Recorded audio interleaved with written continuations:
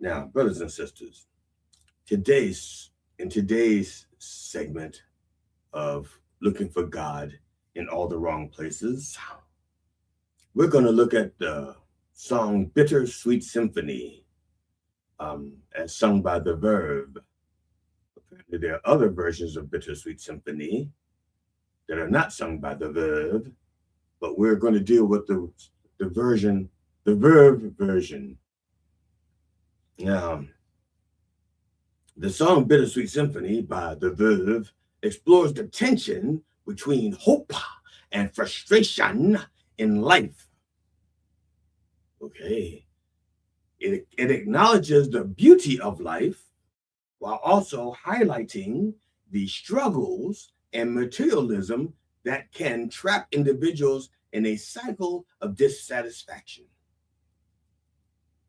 The lyrics reflect a sense of being trapped and powerless, emphasizing the feeling of desperation as one tries to shape one's life amidst circumstances beyond their control. That's right. I say it again. Life and the circumstances beyond their control. Mm-mm-mm. Brothers and sisters, there's a lot of things in life that are beyond your control. Yes, indeed. If you need help with them, you're like everybody else. You're like a million different people from one day to the next. But we'll get to that. Ultimately, the song conveys a bittersweet experience where the pursuit of meaning and freedom is met with the harsh realities of existence. Yes, indeed. So the song starts out. The lyrics begin to so.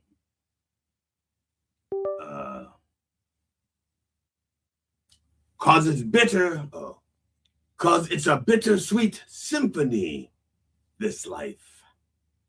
Trying to make ends meet, you're a slave to the money, then you die. Mm. Bittersweet symphony. Okay, now, I want to break that down, okay, because it's the title of the song. We know what bitter is. Okay, bitter, not like they're saying it not in Britain, but in America. Because in Britain you say it tastes a little bitter than it did yesterday. I added a little seasoning. Not bitter.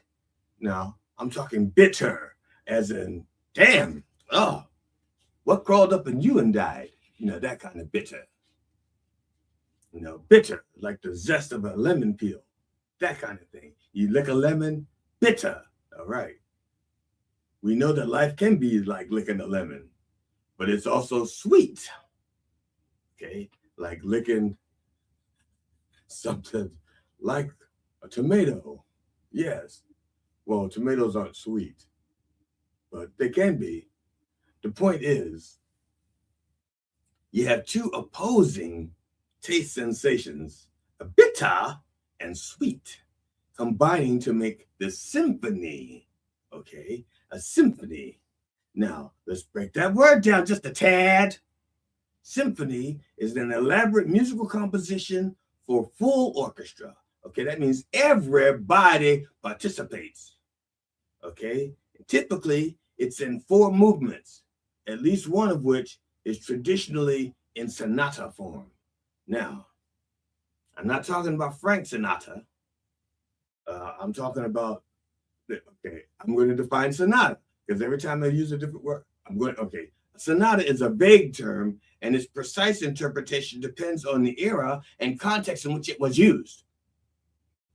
In the classical era, a sonata uh, is, I don't know, because they don't have a real definition for sonata. They just refer to it. It doesn't have a real definition. It changes. So, but for example, in this era today, sonata is a sedative, also called a hypnotic. It affects chemicals in your brain that may be unbalanced in people with sleep problems, like insomnia. Okay, that's what a sonata is today.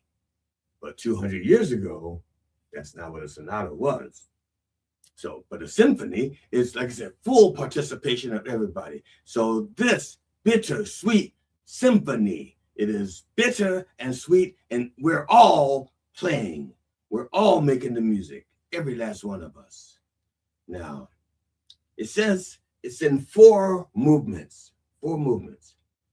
Does not say what the 4 movements are, because that depends on your philosophy. Okay? Are you Buddhist? Are you Christian? Are you Muslim? Are you Zoroastrian? Are you drunk? Are you a junkie? Those doesn't matter. If you have a philosophy, those 4 movements are going to be different. For example, according to the Godfathers, the 4 movements are birth, school, work, death. That's right. Birth, school, work, death. That's according to the Godfathers, because other people will have 4 other different movements. Now, if we go back to the word symphony and break down symphony, because it's important, because the whole song is about a bittersweet symphony. That's why I'm spending so much time on this word, symphony. All right? Now, let's break the word down. Sim and phony.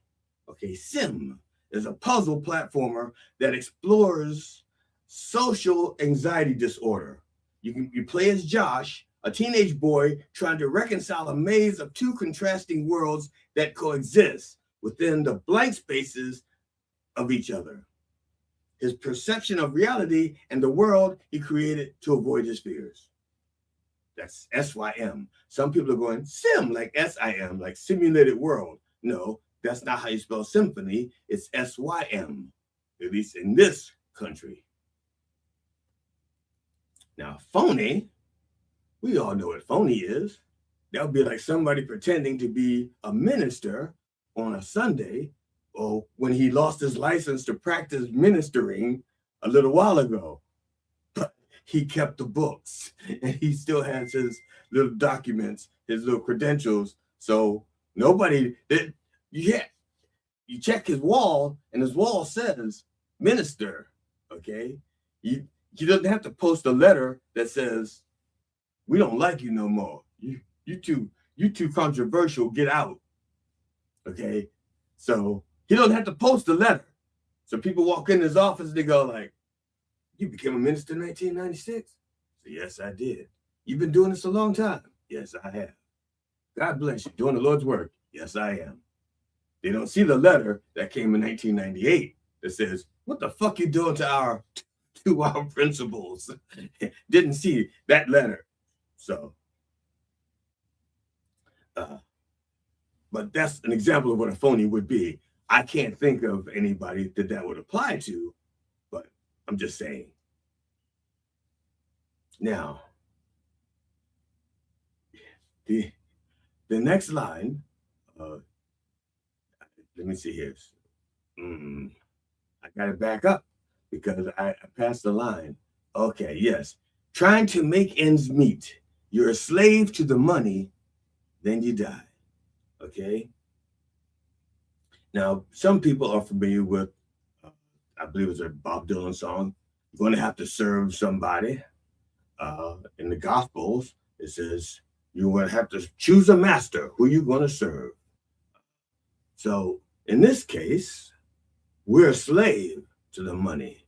Now, according to the Gospels, love of money is the great sin. It's not money itself. It's what we will do for money, that, and who we will do for money. That is the sin, not the money itself. The money itself is like fire. It's like any other tool. It depends on what you do with it and how you embrace it. So from one, yes. And of course, it says, then you die. The 4th movement. Now, no matter what philosophy most philosophies, the 4 movements, the first one is almost always birth, and the 4th one is almost always death. It's these 2 here that aren't always the same. Okay, but birth and death, those 2 are consistent. Now, there are some people who say, well, you had a life before this life. We haven't been able to actually prove that. And then those who say you have a life after this life. We can't exactly prove that either. So as far as what we can prove and what we know, there's just the four movements. And birth is the first one, and death is the fourth. The lyrics continue. I'll take you down the only road I've been down. That's it. You know, the one that takes you to the places where all the veins meet. Yeah. Okay. I'll take you down the only road I've ever been down. Now that's, you think about it. We only have this life. Okay. And this is the only life you lived. This is the only road you've been down. He's saying, this is the only road I've been down. Now, like I said, we can't prove that there was a previous life. There have been experiences under hypnosis that suggest that there's something before this. But he's saying, this is the only life I know. And I can take you down it. You know, I can take you down this road. It's the only one I know. And we're going to go to the places where all the veins meet. Now, that's kind of funny. And I don't mean ha-ha funny. I mean, let me get my board out. Yes. Okay.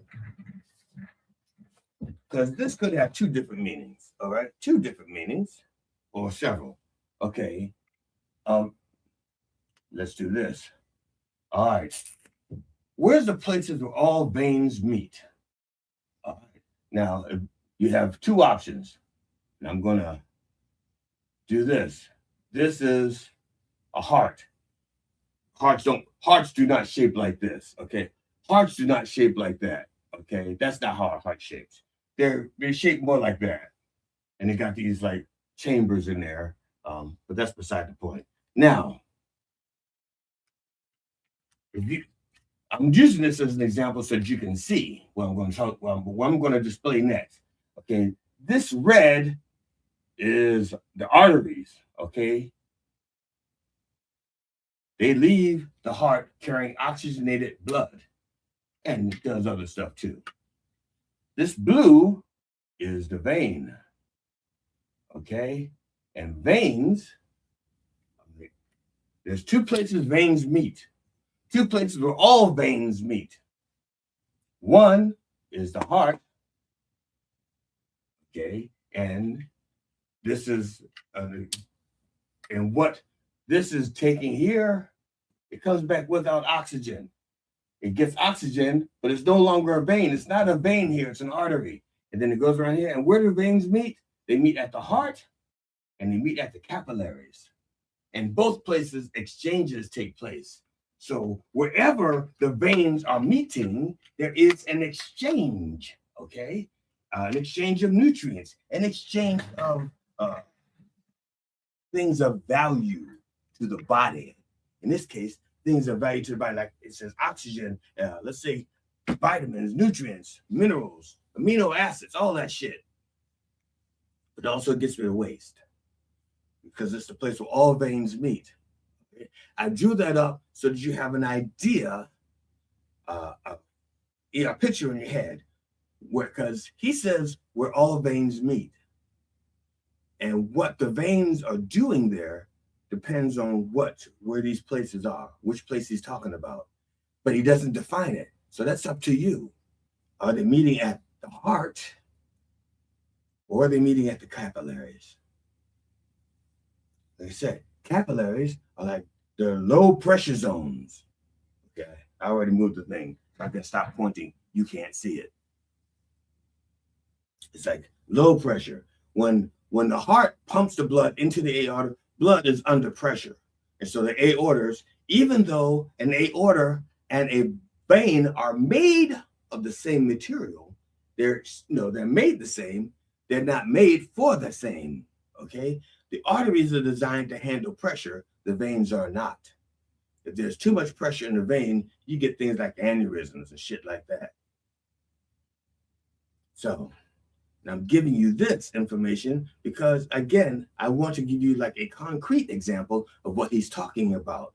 The places where all veins meet. Now, he's in his song, he's in the city. So it's his downtown where all veins meet. Maybe there, but it's in his world where all things meet.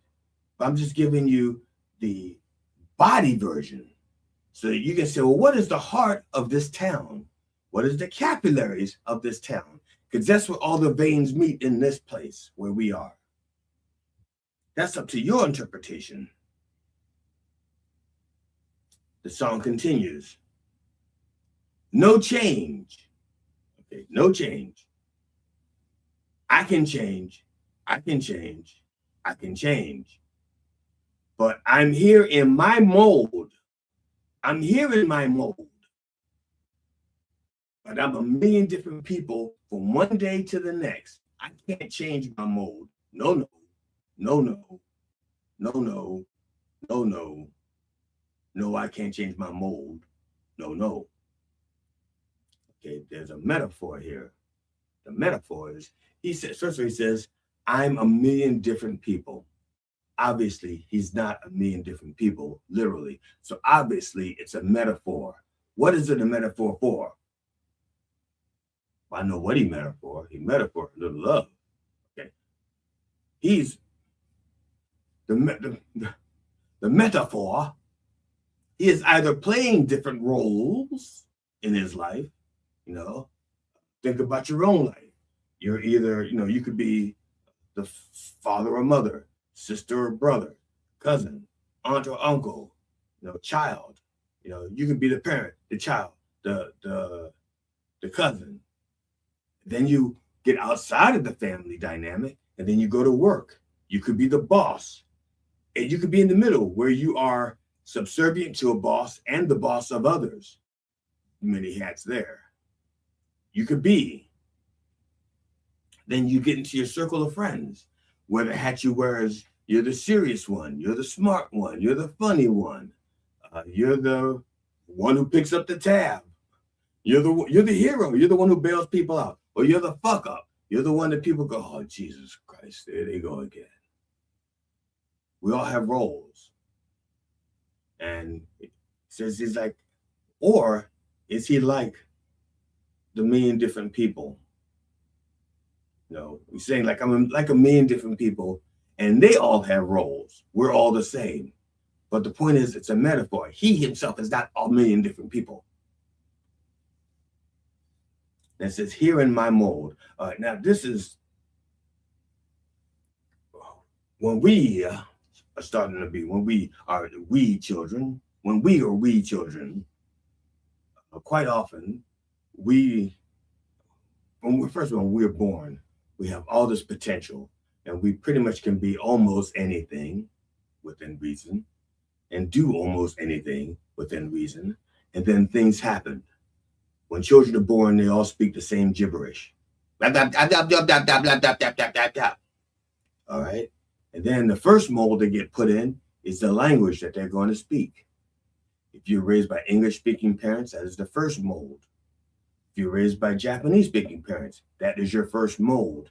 If you are, you come from a country that has, that is your first mold, okay? Because you need that to communicate with everybody else who's going to also shape who you become. Because you're not going to be shaped by people you don't understand. You can't read their language. So that's your first mold. And he says he can't break that.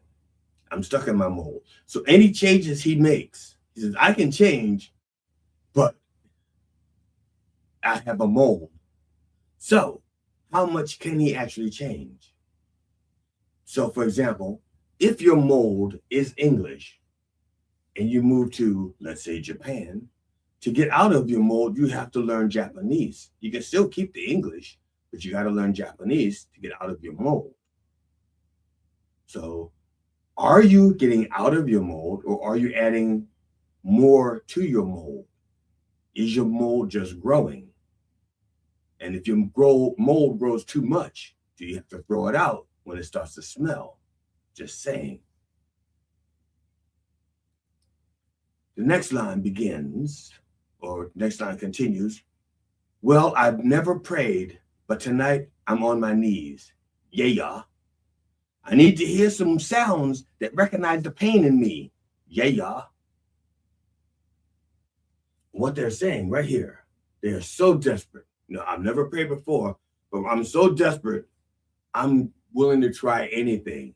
And so tonight I'm praying because so far the other stuff has not helped to ease my suffering. There's an expression called, there's an expression that says, there's no such thing as an atheist in a foxhole. Now, when I was 16 or 17, I was with this fox named Terry, and I was all up in that hole. I was praying. I was thanking God for the opportunity. I was praying that it would never end and that the condom wouldn't break. But if it did break, let it be because I overcame the restraints of the condom. We shall overcome. We shall, oh, never mind. The point is, he was so desperate that he started to pray, and he wanted some kind of acknowledgement of the suffering, even if they couldn't fix the suffering. He says, just hear me out.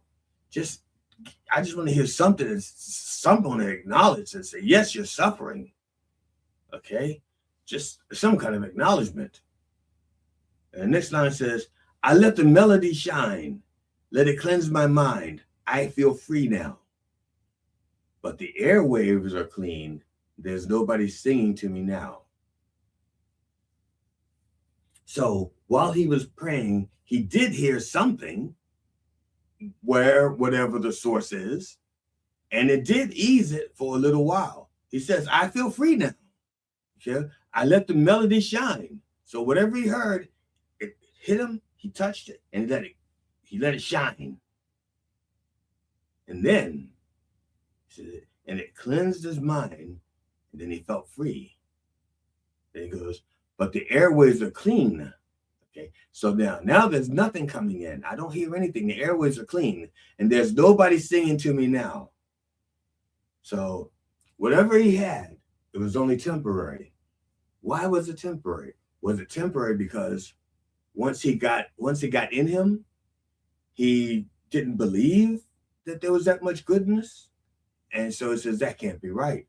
I don't feel right about this being good, and he let it go. Or was it he only had, let's say, 3 ounces of goodness coming in, but he has 7 ounces of distractions and difficulties. And so the 7 ounces outweigh the 3 ounces. And so the goodness is actually still there. He just can't feel it now. He can't hear it because it's been overwhelmed. So does he need to pray 3 more times so that he have 9 ounces of goodness versus 7 ounces of badness? That's up for you to decide what you need. So here he thinks that, like I say, he thinks he hears the answer. This kind of reminds me. There was a movie. It's an old bit. It's been many, many, many iterations. You may know it from, let's say, Young Frankenstein. Okay. And Igor says, he grabs the luggage, and it's kind of heavy, and he goes, I got it, I got it, I got it, I got it, I don't got it. I got it, I got it, I got it, I don't got it. That's kind of what it's like. He prayed, and he got it, he got it, he got it, I don't got it. Now we go back to a common refrain in the song, and it says it over and again. I'm not going to do it every single time, but it goes, no change, I can change, I can change, I can change, but I'm here in my mold, okay? I'm a million different people from one day to the next, okay? I can change, no, I can't change. So there's more frustration. It's like the same cycle where he starts up almost where he begins, or near where he begins. He's like, I can change, I can't change. I can change, I can't change. And then he goes back to the very beginning, because the reason he can't change, because it's a bittersweet symphony, this life, trying to make ends meet, trying to find some money, then you die. I'll take you down the only road I've ever been down. You know, the one that takes you to the places where all the veins meet. Yeah. Okay, so the song has like this vicious cycle where he starts off saying, no, it's a bittersweet symphony. It's rough. It's got some good stuff. It's got some bad stuff. It's kind of overwhelming. I need a change. I need to do something better. And he gets so desperate, he prays. He gets a little relief. Then he goes right back to where he was, like that circle. And again, now, bring you back here, okay? Here, it's oxygenated, okay? It's got oxygen for the body, gets to the cap, then it gets into the vein, goes back to the heart. It's like a vicious circle, okay? And this is what he's going through. The places where the heart, the veins meet, okay? The heart corollaries, okay? And this place, maybe the heart is where he prays. He's exhausted. By this time, there's like no oxygen left in there. No oxygen. By the time you leave this capillary, there's no oxygen left. None. You come to the heart where all the veins meet.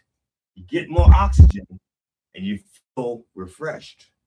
And then by the time you get here, all the oxygen is gone. And now where the veins meet, the capillaries, the low pressure zone, where you pray. And you work your way back to the heart where all veins meet. So the two places where all veins meet. So brothers and sisters, again, the rest of the song is pretty much the same thing. I can't change. I'm stuck in my mold. How do I can't change. I can change. I can't change. I'm in my mold. Have you ever been down? And that's how the song ends, with the repeating of this question. Have you ever been down? Have you ever been down? Have you ever been down? Again, it's like he's looking for someone to acknowledge his pain and share theirs. So all of you people who have been down, not bent down, all of you who have been down, join together, okay? Join your strengths, pick each other up, okay? Even when you're down, find strength in each other, cheer each other up, and work your way back to the places where all veins meet. Yes, indeed. That's what I'm talking about. I think that concludes Looking for God in All the Wrong Places. Bittersweet Symphony by The Verve. Please feel free to correct me or to add to, have any thoughts of your own about the song, feel free. Or email me your thoughts. If you don't want it to be public, you can email me, Dr. Rev Jelly Rolle at gmail.com. I'll answer, and I won't make you feel stupid. Well, okay, I will answer it. How you feel about it is up to you. So, when I want to take this opportunity to promote a relatively new podcast. It's got 6 weeks out there. It's GD Fenderson and Alan Katz. Technically, it's Alan Katz and GD Fenderson, because Alan Katz is the mastermind behind the podcast. It's called What Makes Us Laugh, and there's a little promo for it right there. Right there. Hi, I'm Alan Katz, writer, producer, and proud professional podcaster. And I'm GD Fenderson, certified forensic humorist. And we have I'm sorry, GD, I don't hate to interrupt, but what the hell is a certified forensic humorist? I'm the guy the comics call to find out why a joke died. Oh, you're a coroner for jokes, but cornier. Want to know why that last joke died? because you wrote it. What Makes Us Laugh. New episodes drop every Tuesday. Find it wherever you find your favorite podcasts. Yes, What Makes Us Laugh? Well, they take a serious look at comedy. I've heard good things about the podcast.